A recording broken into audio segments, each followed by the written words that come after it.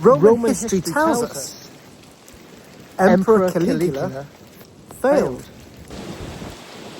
There he stood on the shores of northern Gaul and ordered his soldiers to collect seashells.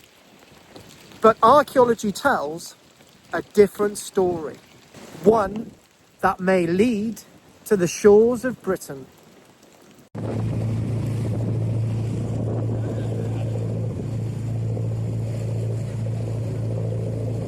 My work today has come about due to me teaching archaeology classes, and there were 3 classes that we taught about Caligula.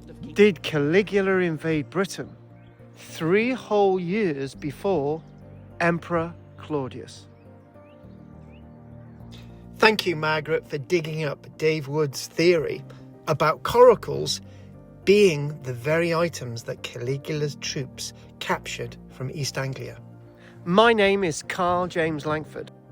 The Caligula mystery. Did Rome reach Britain before Claudius and after Julius Caesar? The dates are around the summer of AD 40. 6 months before his assassination on the 24th of January, AD 41. Some of you know me as an author, actor, presenter, archaeologist, and a farmer with some land in West Wales. Today we look at Emperor Caius, otherwise known as Caligula, and there's a big mystery we look at today.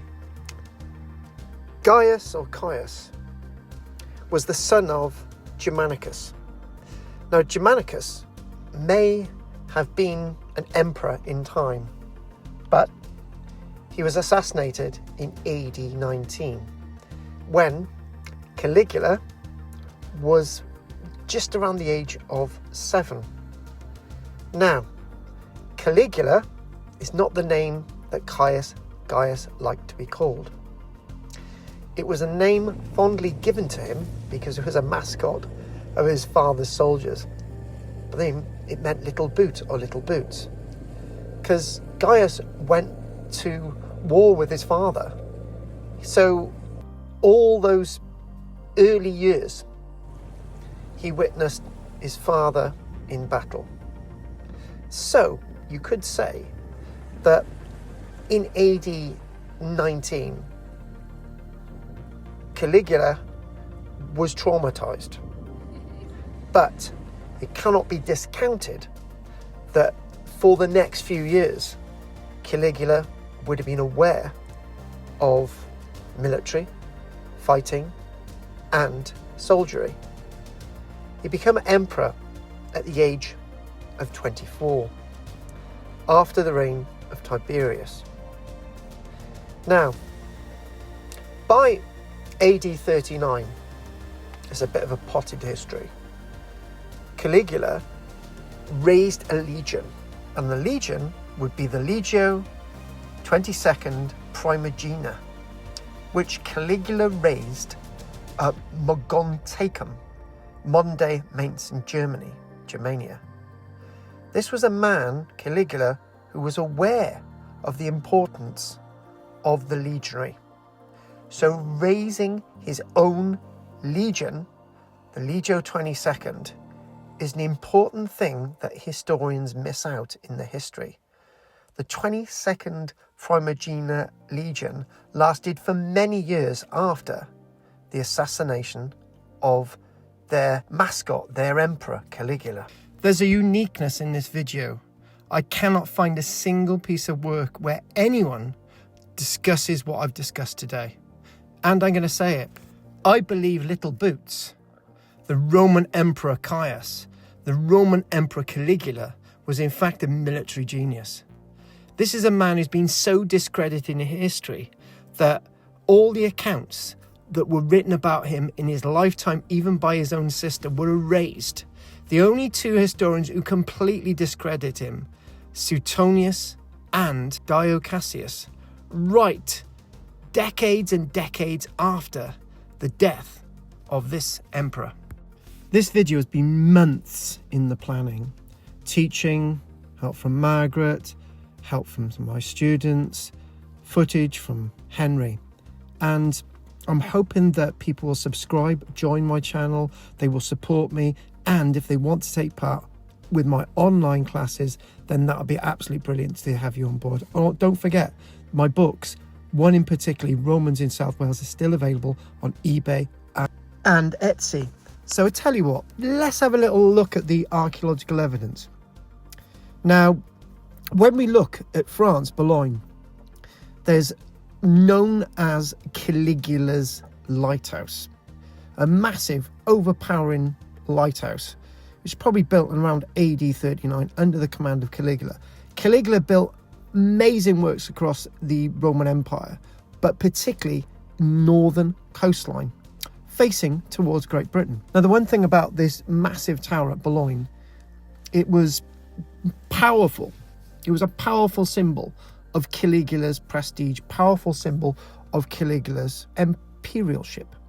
When we look at the archaeological evidence, the tower, the amazing lighthouse at Boulogne, has now eroded into the sea. But all historians recognise this lighthouse being constructed the command of Caligula himself.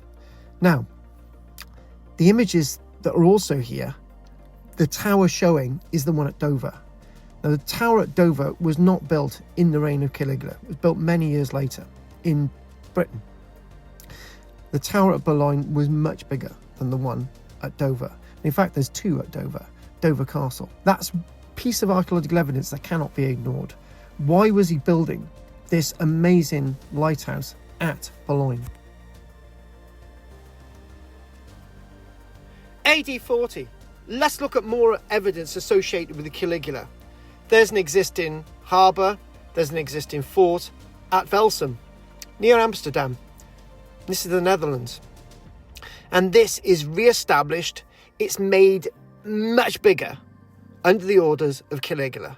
In fact, this is now a vast harbour. This is now a vast establishment. This itself is reinforced. It's something that a lot of money's gone into.